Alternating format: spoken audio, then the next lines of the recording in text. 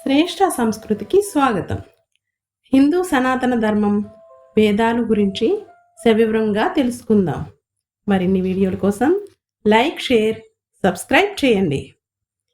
అఖండ భారతావనిలో హిందూ సనాతన ధర్మం అనేది ప్రపంచంలోనే అత్యంత పురాతనమైన జీవన విధానము. సనాతనము అంటే శాశ్వతమైనది, నిత్యమైనది అని ముందు వీడియోల్లో తెలుసుకున్నాం. శాస్త్రాల ప్రకారం హరప్ప, సింధు నాగరికతలో ప్రత్యక్షంగా నిరూపితమైనది ఈ సనాతనం. సనాతనము అంటే శాశ్వతమైన మరియు ధర్మాన్ అంటే విశ్వాన్ని నడిపే సహజ నియమము, కర్తవ్యము, నీతి. ఇది ఒక్కరితో మొదలైన మతం కాదు. ఎన్నో వేల సంవత్సరాలుగా ఋషులు, యోగులు, పండితులు అనుభవించి అందించిన జ్ఞాన సంపద.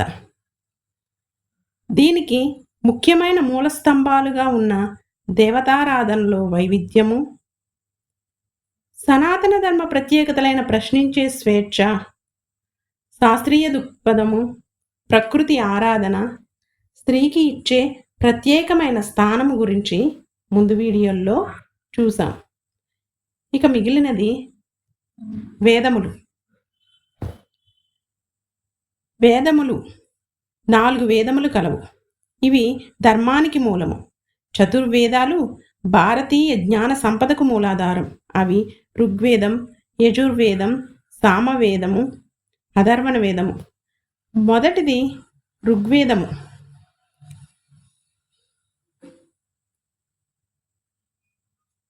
వేద విజ్ఞానము శిలాశాసనాలు, తాళపత్రాలు, గురు శిష్య పరంపర ద్వారా మనకు తెలిసాయి.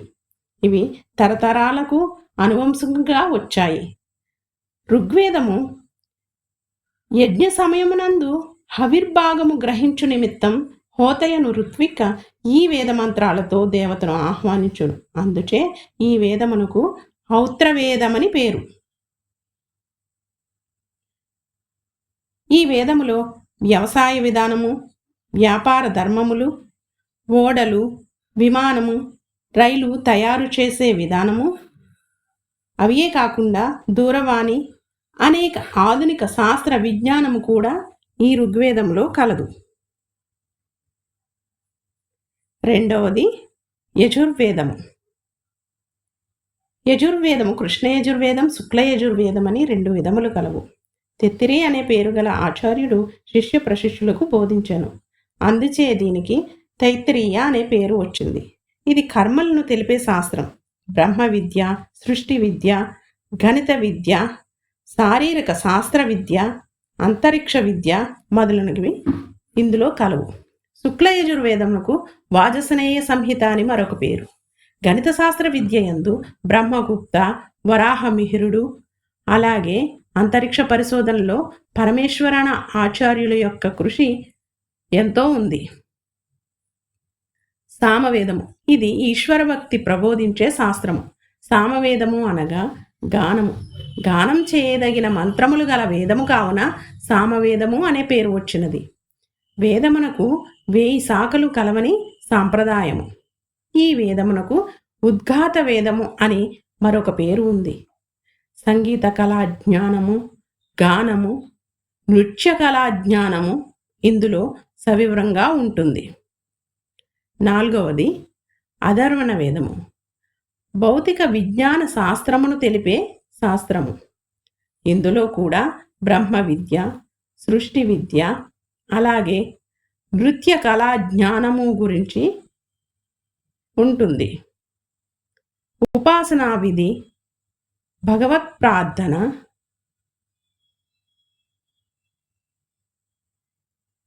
నృత్య కళా జ్ఞానము,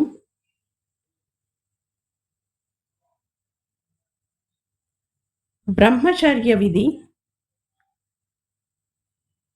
పంచయజ్ఞ విధి వంటి విషయములు కలవు. ఇంకా ఉపవేదములు ఆయుర్వేదము, ధనుర్వేదము, గాంధర్వ వేదము, అర్ధవేదము కలవు. ఆయుర్వేదంలో సుశ్రుతిని వైద్యం, చరకుడు రచించిన చరక సంహిత గురించి అందరికీ తెలిసినదే. ఆయుర్వేదానికి దైవం ధన్వంతరి అని పిలుస్తారు. గాంధర్వ వేదం నృత్యగానాలకు ప్రసిద్ధి. అలాగే ధనుర్వేదం.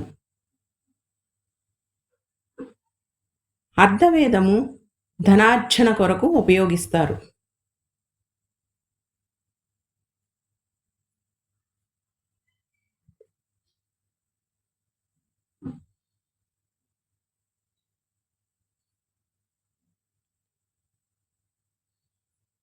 వేదాంగములు అనగా శిక్ష, వ్యాకరణము, ఛందస్సు, నిరుక్తము, జ్యోతిష్యము, కల్పము. జ్యోతిష్ శాస్త్రం ఇప్పటి ఆధునిక శాస్త్రజ్ఞులను సైతం ఆశ్చర్యానికి గురి చేస్తుంది. భగవంతుని ధర్మములను తెలుపు శాస్త్రము 6. వీటినే షడ్ధర్మములందురు. ఈ అఖండ భారతావనిలో సాంఖ్య, యోగ, న్యాయ, వైశేషిక, పూర్వమీమాంస, ఉత్తరమీమాంస శాస్త్రములు కూడా కలవు. ఇవాళ ప్రపంచం ఉపయోగించే శాస్త్రీయ అంశాలకు భారతీయ శాస్త్రవేత్తల ఋషులు, పండితులు పునాది వేశారు.